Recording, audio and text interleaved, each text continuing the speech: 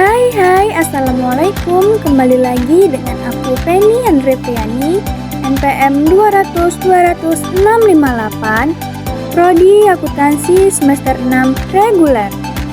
Jangan lupa pantau dan update terus materi dari channel YouTube aku ya guys. Kali ini kita akan membahas tentang bab 6, Sistem Akuntansi Pemerintah Daerah. Baiklah, pada kesempatan kali ini kita akan membahas tentang bab 6, Sistem Akuntansi Pemerintah Daerah. Adapun isi materi dari Sistem Akuntansi Pemerintah Daerah ini meliputi, yaitu yang pertama, Sistem Akuntansi Keuangan Daerah yang mengalami perbaharuan. Yang kedua ada prinsip dasar penyusunan laporan keuangan. Yang ketiga, yaitu penyusunan Sistem Akuntansi Pemerintah Daerah. Yang keempat ada pemahaman sistem akuntansi pemerintah daerah. Dan yang terakhir yaitu 5 ada laporan keuangan pemerintah daerah. Baiklah, kita akan membahas poin yang pertama yaitu ada A, sistem akuntansi keuangan daerah yang mengalami perbaharuan. Sistem akuntansi tingkat daerah juga mengalami reformasi. Sistem manual administrasi keuangan daerah atau MAKUDA yang sudah digunakan sejak tahun 1981 ini sudah usang dan dirubah. Kebutuhan laporan keuangan Pemda atau pemerintah daerah dalam bentuk neraca dan juga laporan arus kas tingkat daerah harus disesuaikan dengan keluarnya Peraturan Pemerintah 105 Tahun 2000 Pasal 38.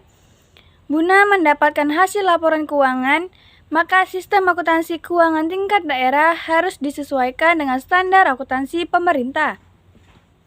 Ciri yang cukup penting dan juga menjadi syarat dari sistem akuntansi pemerintah sesuai dengan undang atau PBB disebutkan bahwasannya yang A, sistem akuntansi pemerintah harus disesuaikan dengan peraturan perundang-undangan dan konstitusi yang berlaku.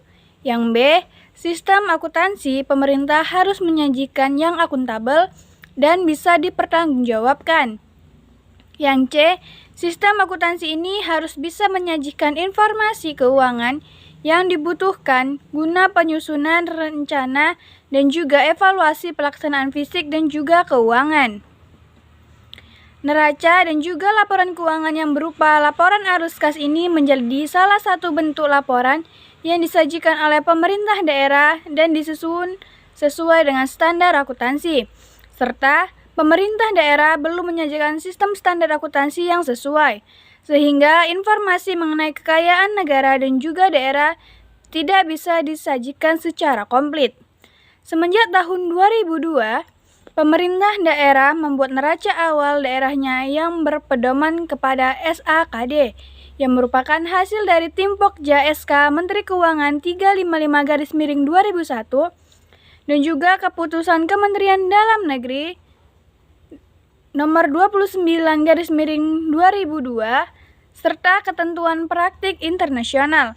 Pemerintah daerah sekarang ini sudah mempunyai neraca daerah sekitar 169 wilayah daerah sesuai dengan asistensi dari BPKP yang merupakan anggota dari Tim Pokja 355-2001 yang membuat laporan pertanggungjawaban keuangan daerah lebih kredibel dan transparan untuk publik. Poin yang kedua yaitu ada B, prinsip dasar penyusunan laporan keuangan. Prinsip dasar yang diterapkan pemerintah dalam melakukan penyusunan laporan keuangan yang tersaji menjadi laporan neraca, laporan arus kas, dan juga perhitungan realisasi anggaran mengacu pada SAKD dari Tim Pokja SK Menteri Keuangan 355-2001. Keputusan Kementerian Menteri Dalam Negeri 29-2002 dan juga praktik akuntansi seperti Government Finance Statistic yang terdiri dari 1 ada asas AKAS. Prinsip ini ditentukan berdasarkan ketentuan perundang-undangan yang berdasarkan Undang-Undang Perbendaharaan Indonesia dan juga Peraturan Pemerintah 105 Tahun 2002. Yang kedua ada asas bruto. Asas bruto adalah kompensasi yang terjadi di antara pendapatan dan belanja daerah yang akan dibukukan pada pos belanja yang bersangkutan tersebut. Yang ketiga ada asas universalitas. Semua pengeluaran harus berada di dalam laporan anggaran yang berarti menjadi batas komitmen tertinggi bagi pemerintah daerah yang bisa membebani APBN. Yang keempat, ada nilai sejarah. Penilaian atas aset tetap daerah menggunakan sistem nilai sejarah atau historis yang disajikan dalam neraca yang tidak bisa memperhitungkan angka penyusutan dan depresiasi aset tetap. Kendala yang bisa terdapat dalam penyusunan tersebut yaitu yang pertama, dokumen historis dari semua aset APBN yang diserahkan kepada masing-masing daerah yang tidak bisa ditemukan. Yang kedua, aset berupa fisik yang tidak tercatat di dalam daftar aset serta dikuasai pihak ketiga yang belum memiliki kelengkapan dokumen. Yang ketiga, ada bangunan bersejarah yang masuk ke dalam neraca sebagai aset daerah yang bernilai tinggi. Yang keempat, ada SDA atau sumber daya alam yang dimasukkan ke dalam aset daerah yang juga mencerminkan kekayaan real yang dimiliki oleh daerah. Yang kelima, ada kebijakan akuntansi. Kebijakan akuntansi yang ada di daerah terhadap kendala yang dihadapi tersebut memiliki aspek yang terdiri dari satu atau yang A, aset seperti bangunan dan juga tanah yang mengalami kesulitan dalam hal nilai historis, maka akan dilakukan penilaiannya oleh pemerintah daerah dengan melibatkan beberapa dinas terkait. Yang B, ada depresiasi aset yang tidak akan dilakukan sebab pemerintah daerah bukanlah organisasi yang berhubungan dengan profit atau laba. Yang C, ada aset historis atau sumber daya alam sendiri memiliki unsur ketidakpastian. Hal ini disebabkan karena nilai ekonomis dan juga efektif yang cukup mahal guna menilai kandungan sumber daya alam tersebut. Yang keenam, ada neraca daerah. Neraca daerah akan menggunakan sistem classified balance sheet yang dikategorikan menjadi aset tidak lancar dan juga aset lancar beserta ekuitas dana bagi kelompok penyeimbang. Yang ketujuh, ada struktur APBD. Struktur dari APBD ini akan diklasifikasikan secara ekonomi yang di dalamnya terdapat belanja operasi dan juga modal serta belanja lain-lain yang disesuaikan dengan PP 105/2000. Poin yang ketiga yaitu ada C, penyusunan sistem akuntansi pemerintah daerah. Keputusan Kementerian Dalam Negeri Nomor 29 Tahun 2002 mengenai sistem akuntansi pemerintah daerah bisa dijelaskan sebagai berikut, yaitu yang pertama ada bab 5 mengenai penatausahaan keuangan daerah yang akan mengatur mengenai fungsi otorisasi keuangan daerah dalam hal pengelolaannya pada pasal 31 hingga 42. Yang kedua ada pasal 43 ayat 1 berisi mengenai pengaturan dokumen yang dipakai guna merekam data transaksi keuangan daerah. Yang ketiga, ada pasal 44 hingga 64 berisi mengenai prosedur penerimaan kas dan juga sistem serta prosedur pengeluaran kas dan kebijakan pengadaan barang dan jasa. Yang keempat, itu ada pasal 65 hingga 69 yang berisi mengenai prinsip manajemen aset daerah yang akan berimplikasi kepada neraca pemerintah tingkat daerah. Yang kelima, ada pasal 70 dan 71 yang akan mengatur mengenai sistem akuntansi dan kebijakannya. Yang keenam, ada pasal 72 dan 77 berisi mengenai catatan di dalam proses tata usaha keuangan daerah yang terdiri dari buku jurnal, buku besar, dan juga buku pembantu. Yang ketujuh, ada pasal 78 yang berisi mengenai bentuk sistem dan prosedur akuntansi yang berfungsi sebagai organisasi dokumen dan catatan keuangan.